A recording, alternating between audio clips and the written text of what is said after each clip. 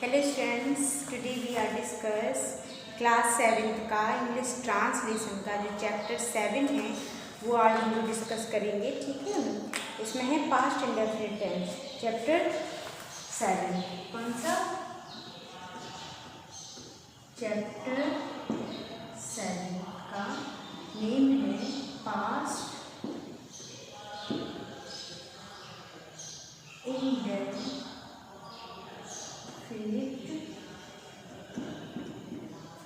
Tense. Okay, past indefinite tense. तो past indefinite tense start करते हैं। तो पहचान क्या है? पहचान कैसे पहचानेंगे? कि ये जो हमारा टेंस चल रहा पास्ट टेंस, तो ये वाक्य कैसे पहचानेंगे कि पास्ट टेंस का है? तो इसकी पहचान हमें पता होनी चाहिए। जैसे पास्ट इंडेफिनिट टेंस में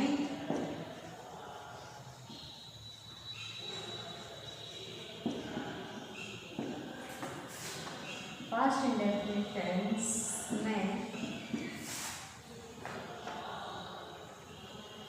इंडेफिनिट टेंस के अंत में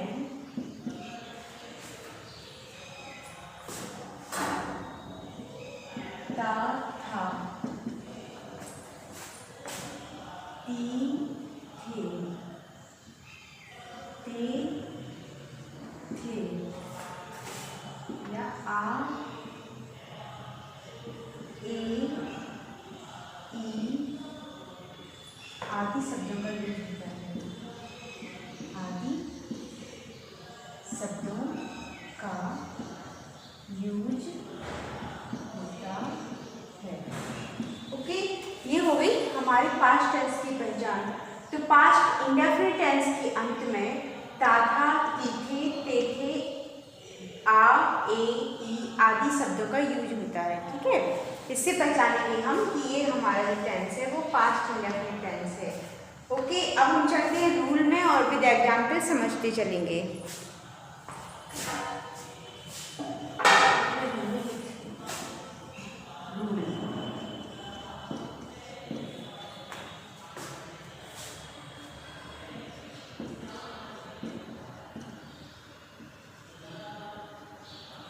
Affirmative statement. Affirmative statement यानी सकारात्मक वाक्य। तो सकारात्मक वाक्यों में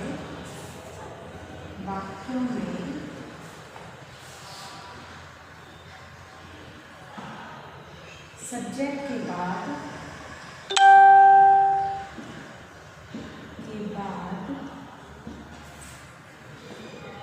वर्ब की सेकंड फॉर्म का प्रयोग करते हैं।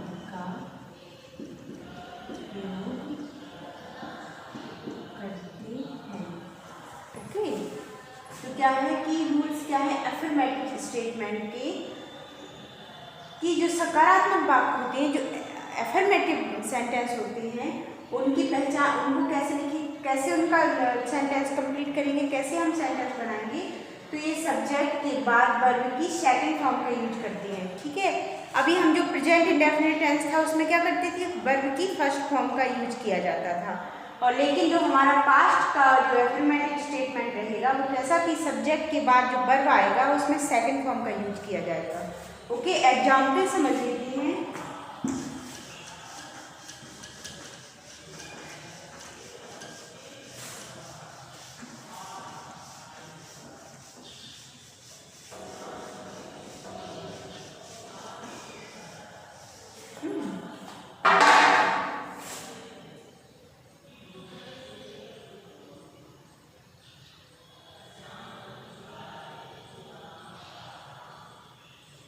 कैसे एग्जाम्पल देख लेते हैं।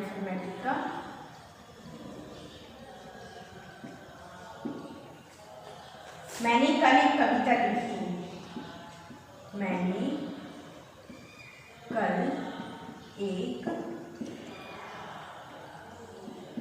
कविता लिखी। बड़ी आ रहा है इसमें, ठीक है। लास्ट में क्या है? बड़ी, बड़ा आ, ता, था, ती, थे, ते आदि आते हैं, उनकी पहचान है। तो मैंने कल एक कविता लिखी, तो मैंने कल एक कविता लिखी, तो मैंने के लिए आई।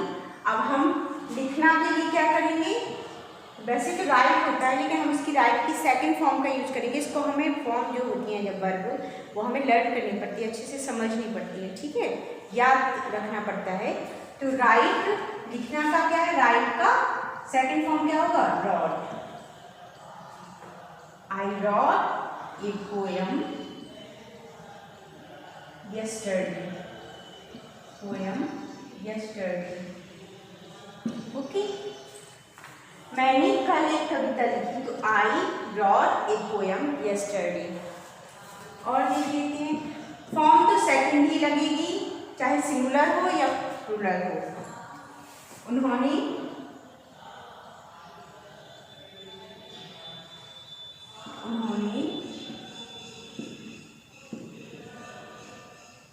एक क्रिकेट मैच खेला, ठीक है। तो उन्होंने प्ले, खेलना है तो प्ले का प्लेड सेकंड फॉर्म लगेगी, तो they played a cricket match.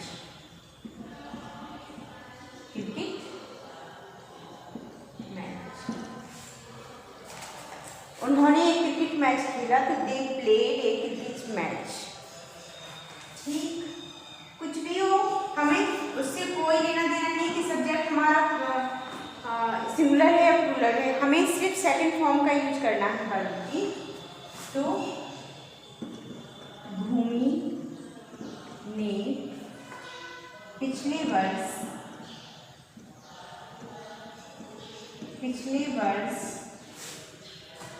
इनाम प्राप्त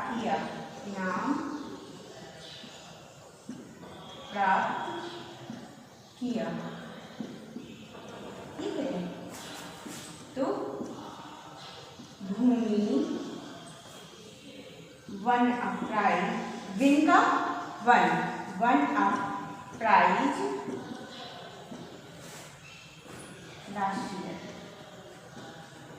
लास्ट ईयर। ओके, समझ में आ गया कि हमें इससे कोई लेना देना नहीं है कि हमारा सब्जेक्ट जो है वो सिंगुलर है या प्लूरल है। हमें तो उसमें सिर्फ वर्ब, जब हम सब्जेक्ट टेंस बनाएंगे तो हमें इतना ध्यान रखना है कि वर्ब की सेकंड फॉर्म का ही यूज हो। ओके, तो ये हमारा एफर्मेटिव हमने आपको समझा दिया। अब नेगेटिव की ओर चलते हैं।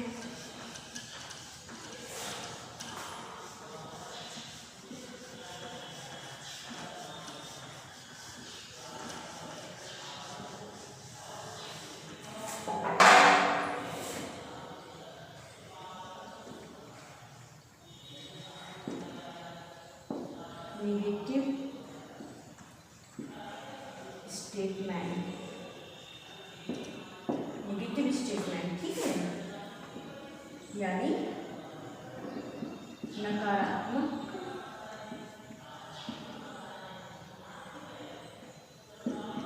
वाक्यों में प्रत्येककर्ता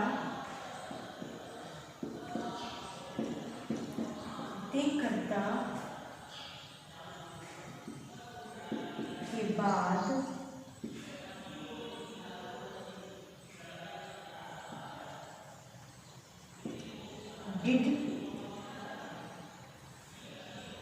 did not प्लस वर्ब की फर्स्ट फॉर्म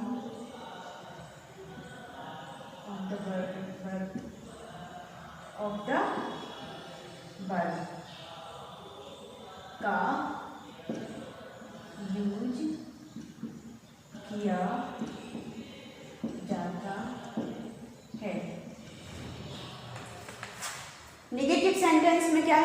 अगर हम अभी हमने क्या देखा था अफर्मेटिव सेंटेंस, उसमें क्या था, सिर्फ हमें सब्जेक्ट के बाद जो हमारा वर्ब है उसका सेकंड फॉर्म रखना था।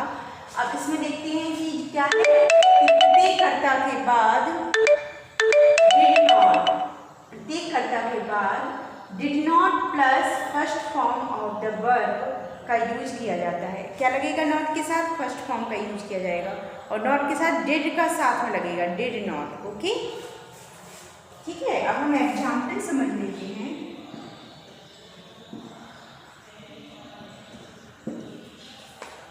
तुमने कोई कविता नहीं लिखी,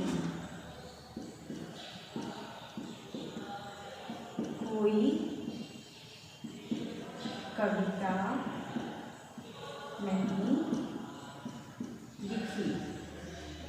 ओके, तो तुमने के लिए यू, अब नहीं है ना तो हमें डिड नॉट लगाना है। क्या लगाना, डिड नॉट, फिर वर्ब की फर्स्ट फॉर्म, तो राइट एनी पोएम। ठीक है, तुमने कोई कविता नहीं लिखी, तो you did not right any poem. ठीक है, इसमें क्या सब्जेक्ट के बाद हमें इससे कोई मतलब नहीं है कि सब्जेक्ट हमारा सिंगुलर है या प्लूरल है, हमें सीधा क्या करना है, हमें तो डिड नॉट का यूज करना है नेगेटिव बाह्य वाक्यों में, और वर्ब की फर्स्ट फॉर्म ही आएगी। ओके, अब दूसरा देख लेते हैं। वह कल क्रिकेट नहीं खेला, वह कल क्रिकेट नहीं खेला। ठीक है, तो he did not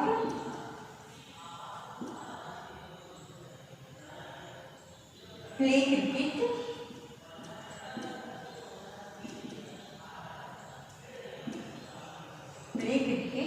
yesterday, play cricket yesterday। Okay, वह कल क्रिकेट नहीं खेला, तो he did not play cricket yesterday, वो कल क्रिकेट नहीं खेला। तो हमें क्या करना, सब्जेक्ट के बाद डिड नॉट और डिड नॉट के बाद वर्ब की फर्स्ट फॉर्म का यूज करना है। ओके, ये क्लियर हो गया। और हाँ, एक और लिख लेते हैं कि मैं कभी देर से नहीं आया, नहीं आया।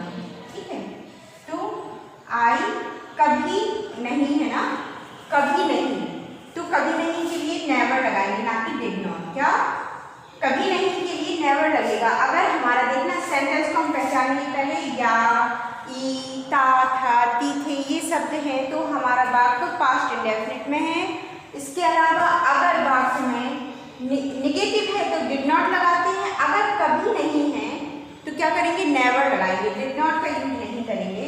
तो I never come late, full stop. Okay, मैं कभी लेट नहीं आया।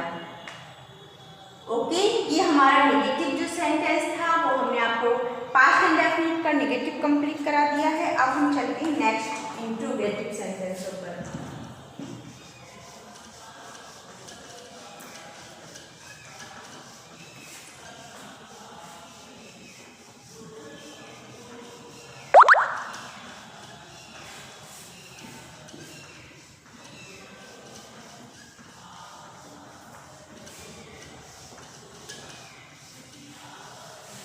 ओके, हम चलते हैं इंट्रोगेटिव।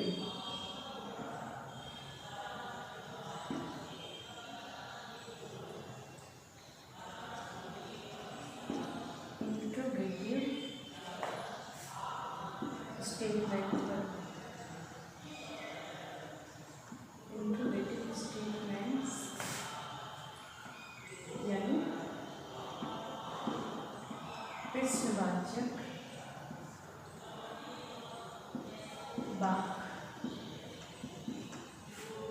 वाक्यों में। ठीक है, इंट्रोगेटिव स्टेटमेंट्स यानी इंट्रोगेटिव वाले वाक्यों में क्या करेंगे, मैं क्या करेंगे, वाक्य जो इंट्रोगेटिव वाक्यों में जो वाक्य क्या, जो वाक्य है क्या से शुरू होता है,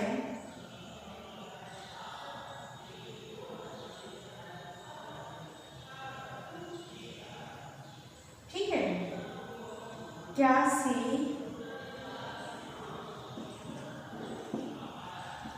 शुरू होता है, तो सबसे पहले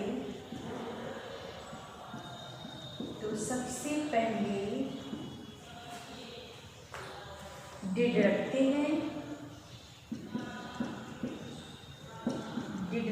हैं और उसके बाद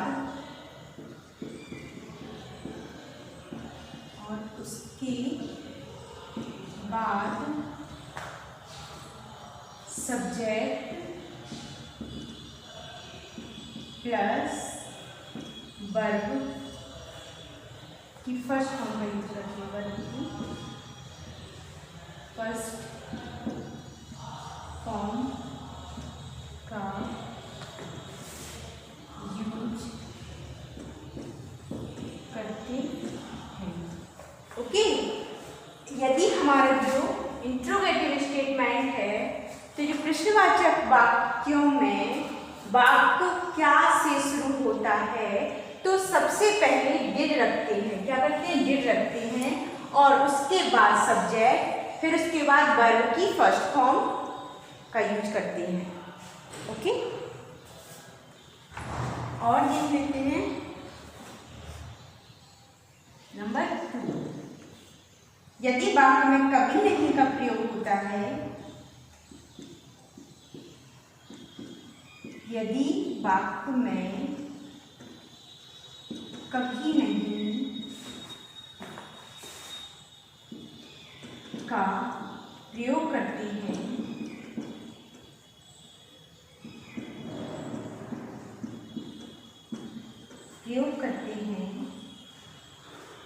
तो नेवर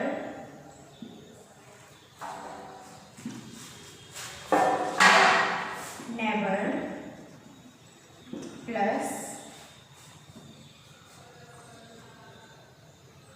वर्ब की सेकंड फॉर्म प्लस वर्ब की सेकंड फॉर्म का प्रयोग करते हैं। ठीक है, वर्ब की सेकंड फॉर्म का प्रयोग करते हैं।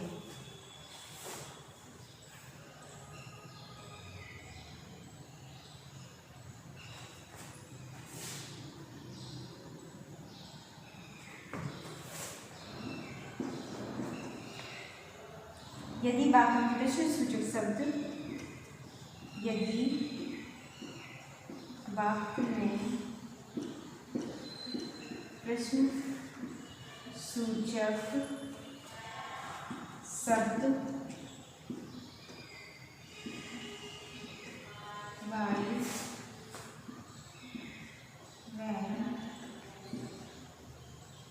वेयर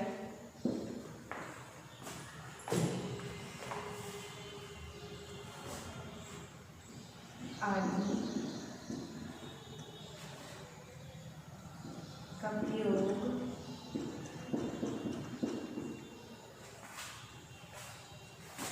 डिड से पहले करते हैं, डिड से पहले करते हैं। ओके, क्या करते हैं, डिड से पहले करते हैं। यदि वाक्य में प्रश्नवाचक शब्द यानी वाई, वैन, वेयर आदि का प्रयोग हो, तो क्या करते हैं, डिड से पहले इन वर्णों को रखते हैं। ओके,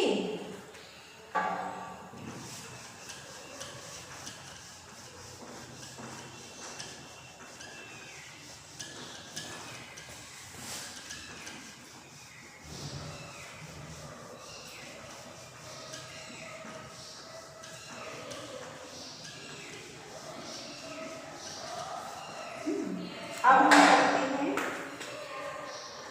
क्वेश्चन मार्क लगाएंगे।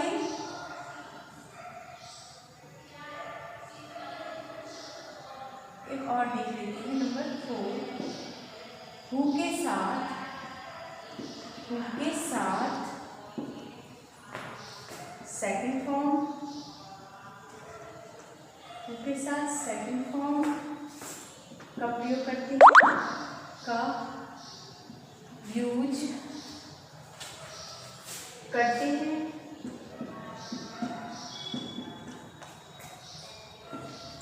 तथा नेगेटिव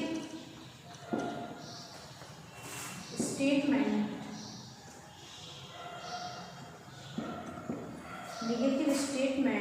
आने पर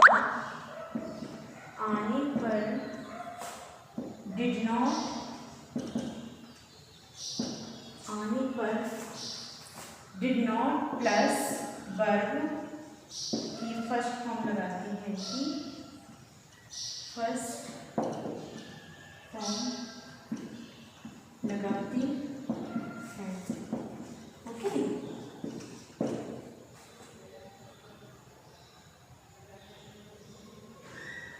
यदि क्वेश्चन नेगेटिव भी हो तो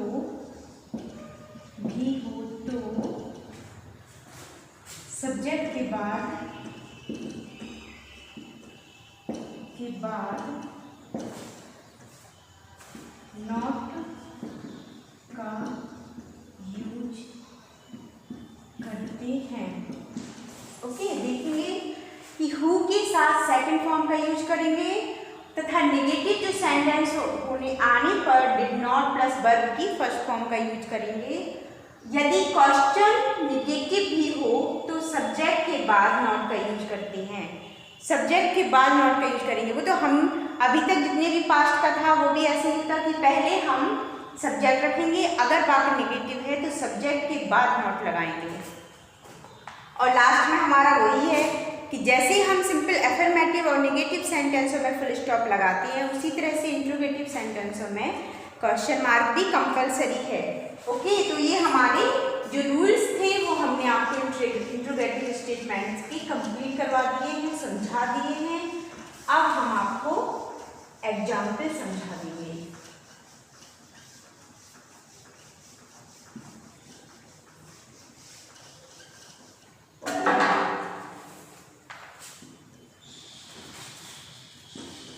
एग्जाम्पल 1, क्या तुमने कल कुछ कविताएं लिखी? ओके, क्वेश्चन मार्क लगेगा। तो क्या तुमने कल कविताएं लिखी? तो क्या है ना, तो हमें ये पता करना है कि सेंटेंस कौन सा है। तो लिखी यानी हमारा कौन सा है, ई है ना, तो ये प्रेजेंट पास्ट इंडेफिनिट टेंस है। और क्या के साथ हम क्या लगाएंगे, डिड। हमने देखा भी रूल में कि अगर वाक्य में क्या पहले आता है तो डिड हम आगे लगाएंगे, इसके बाद हम सब्जेक्ट को रखेंगे, तो हमारा सब्जेक्ट यू है। और इसके बाद क्या करेंगे, हम वर्ब की फर्स्ट फॉर्म का यूज करेंगे। क्या, वर्ब की फर्स्ट फॉर्म का यूज करेंगे। You write some poems yesterday, question mark. Okay, क्या तुमने कल कुछ कविताएं लिखी? तो did you write some poems yesterday। Second, तुम्हारी बहन ने प्रतियोगिता में भाग क्यों नहीं लिया? तुम्हारी बहन ने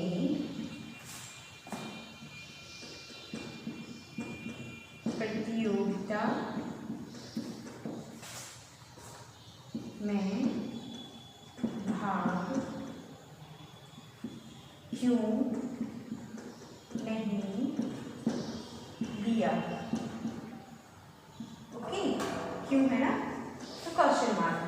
अब हमें देखना है कि हमारे वाक्य में जो क्वेश्चन वर्ड है वो बीच में है, तो सबसे पहले हम इनकी इंग्लिश बनाते हैं। क्या करते हैं? इनकी अंग्रेजी बनाते हैं। तो क्यों के लिए वाई। अब हम रखेंगे डिड, क्योंकि हमें इन वर्डों के बाद जिसका यूज करना है। अगर हमारा पास्ट इंडेफिनिट टेंस है तो डिड योर सिस्टर, अब हम सब्जेक्ट रखेंगे your sister not take part in the competition, in the competition. ठीक है, क्वेश्चन मार्क TETITION। ठीक है, तो why did your sister not, subject के बाद नॉट लगाएंगे, टेक पार्ट, यानी हमें फिर वर्ब की फर्स्ट फॉर्म का यूज करना है, take part in the competition. Clear?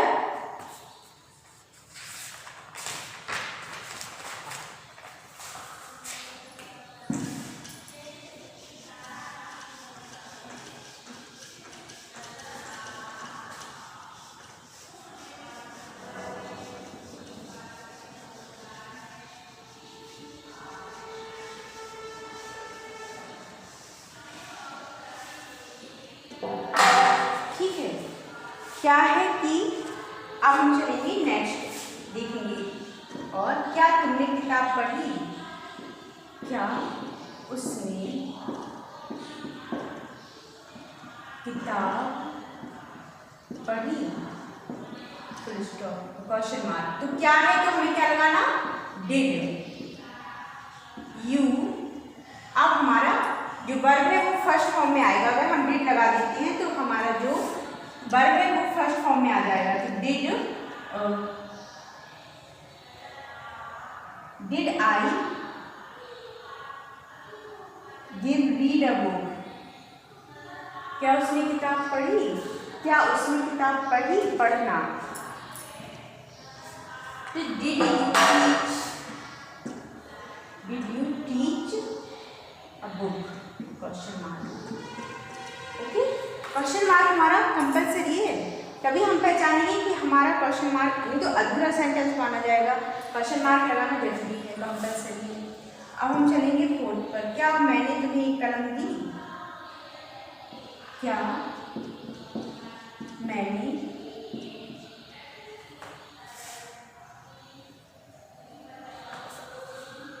Did you teach a book, did you learn a book, या did you read a book, simple सा है। ठीक है, did you read a book, क्या मैंने तुम्हें एक कलम दी, तो did I give you a pen, question mark.